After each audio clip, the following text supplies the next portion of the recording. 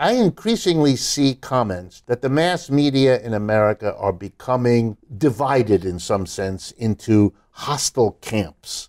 Tribalism has even been used recently to describe the two opposing centers, each of whom hurls the phrase fake news at the other one and tries to cultivate an audience that listens only to it and excludes any other. Does this make sense to you? Do you see that? Yeah, I mean, I think we have an atomization of American society in lots of different ways, and certainly with respect to the media.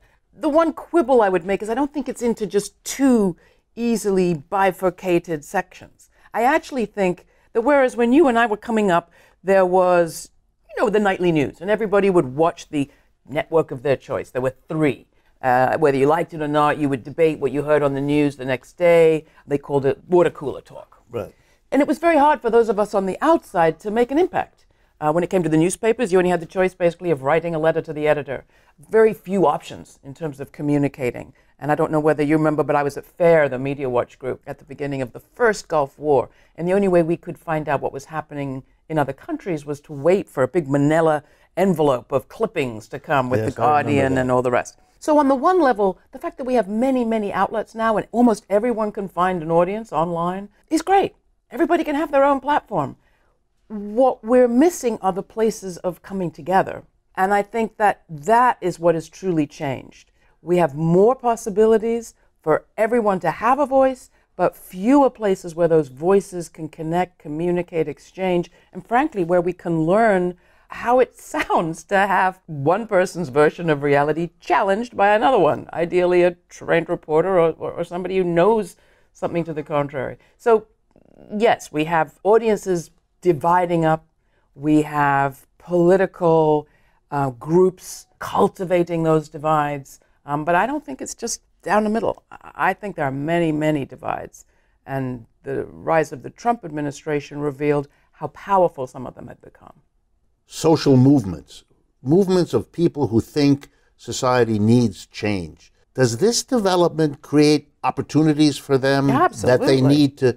Tell us how you think it could or should go now. Well, I mean, in terms of how you can use the situation as it is at the present, look at what Black Lives Matter did. Look what Occupy Wall Street did. I mean, we were covering Occupy Wall Street as independent media outlets for 2 weeks, really, 10 days before the New York Times ever went down there. I remember running around the streets of Lower Manhattan with you. That's exactly right.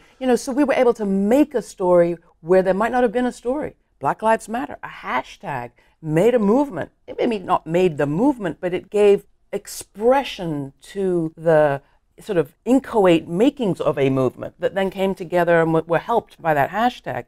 So I think there's all sorts of opportunities, even just with the status quo in terms of media. But what we're facing is maybe change on the horizon. This world that we had imagined of the internet, this World Wide Web, if you'd asked people in the early 90s what was its promise, they would have said exactly that. Social movements can build, we can have democracy, diversity, decentralization. It's not turned out that way. And in fact, centralization of a whole new kind is taking place.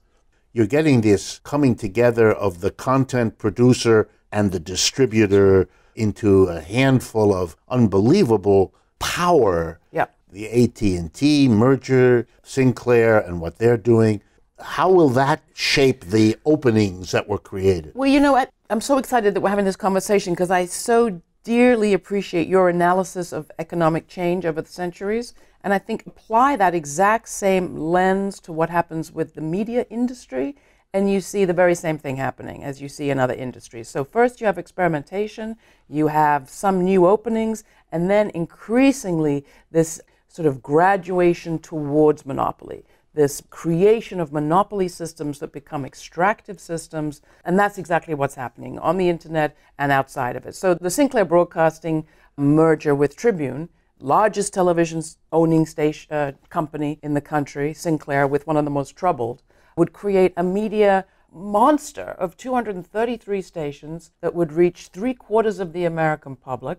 It hasn't gone through yet. There are some pesky regulations still in place going back to frankly, the 1940s, that the Trump administration is very eager to do away with. And FCC, Federal Communications Commission Chairman Ajit Pai has expressed his opinion on this many times. A meeting of the FCC will probably take place at the beginning of December, at which they will vote on doing away with the last of those regulations, those limits on how much influence one owner or one company can have over our news. Once that's done, then yeah, you can see the Sinclair Tribune merger happen, you can see the AT&T Time Warner merger happen. So those are bricks and mortar stations and radio channels, we can talk about that, regulated by the FCC. On the other hand, you remember how we all fought net neutrality and we wanted to keep the net giving equal access to any participant and not have kind of coded front page placement on your Facebook page or whatever.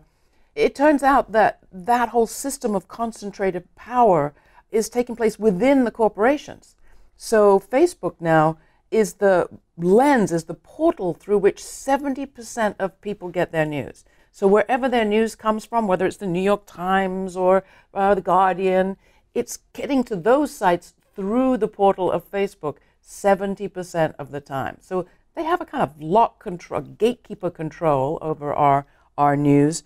And frankly, they are now, in the name of fighting fake news, censoring what they don't like. Algorithms have been put in place that particularly pick up anything that seems like opinion. And strangely enough, it is selecting out a progressive opinion as well as every other kind. And a lot of our progressive independent movement sites, particularly our independent media sites like Alternate and others, have seen a major drop-off in their news. Alternate the other day reported 40% drop-off since Facebook had instituted new algorithms.